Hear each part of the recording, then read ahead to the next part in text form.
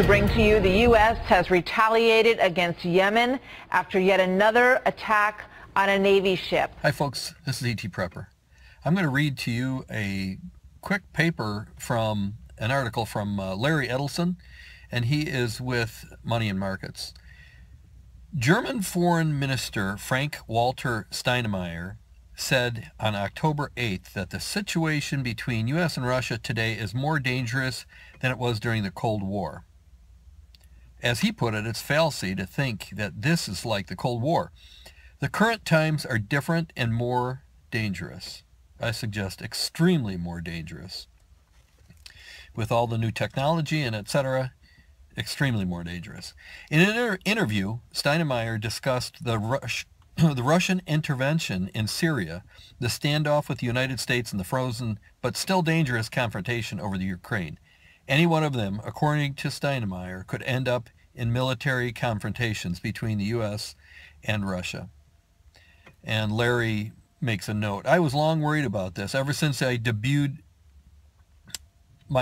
the forecasts of my war cycles in December 2013. I said back then the world would experience an environment of rising domestic and international unrest until 2020. I agree with you, Larry, because this is all these cycles. I've studied it a little bit myself, and all these cycles are coming together.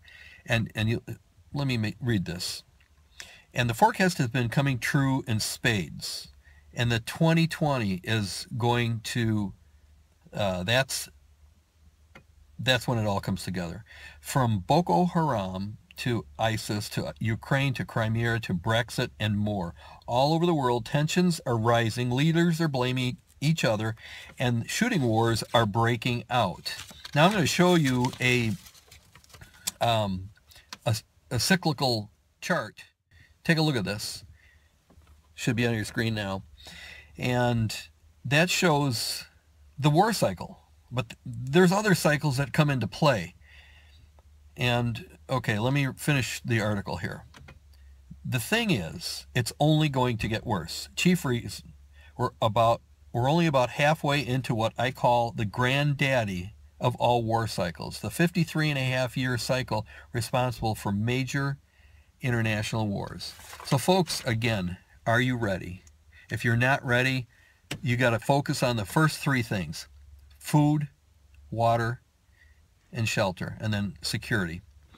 Food, I'd suggest, if you're not started, simple to get started. Get a big bag of rice, a 50-pound bag of rice, or get 100 pounds of rice. Get pinto beans. They're cheap. I get them for 55 cents a pound. Get some rice, get some beans. You need to get at least 3 months worth of provision. And then you got to find water. You got to store some water, but you've got to find a source of water for the next 3 months. I highly recommend longer than that, but at least get started with at least 3 months of provision and a way to protect it. Thanks for watching. Big story that we need to bring to you. The U.S. has retaliated against Yemen after yet another attack on a Navy ship. An escalation in this area. Tomahawk cruise missiles targeting multiple radar sites along the Red Sea that took part in 2 failed attacks on the USS Mason. Those missiles launched by a U.S. destroyer and hitting areas controlled by Iranian-backed Houthi rebels.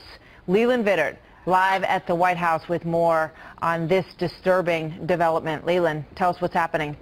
Well, good morning, Martha. And as you said, Iran is really the key player here. They have been harassing U.S. ships not only in the Red Sea, but also near the Straits of Hormuz for months now. Their rebels fired on U.S. ships during the week. They fired again. They were warned that U.S. captains have the right to protect themselves, and that is exactly what happened overnight as the Navy launched multiple Tomahawk cruise missiles to take out the radar sites that guided those original attacks. According to the Pentagon, they hit and destroyed the radar positions, which would make attacks on U.S. ships more difficult. As we have seen, though, the Houthis are very well equipped by Iran. It was U.S. Navy warships that forced Iranian freighters carrying weapons to the Houthis to turn around. For all intent and purposes, the U.S. and Iran are really in a proxy war over Yemen. And take a look at the map about how strategically important Yemen is. It is the Saudis that are bombing in Yemen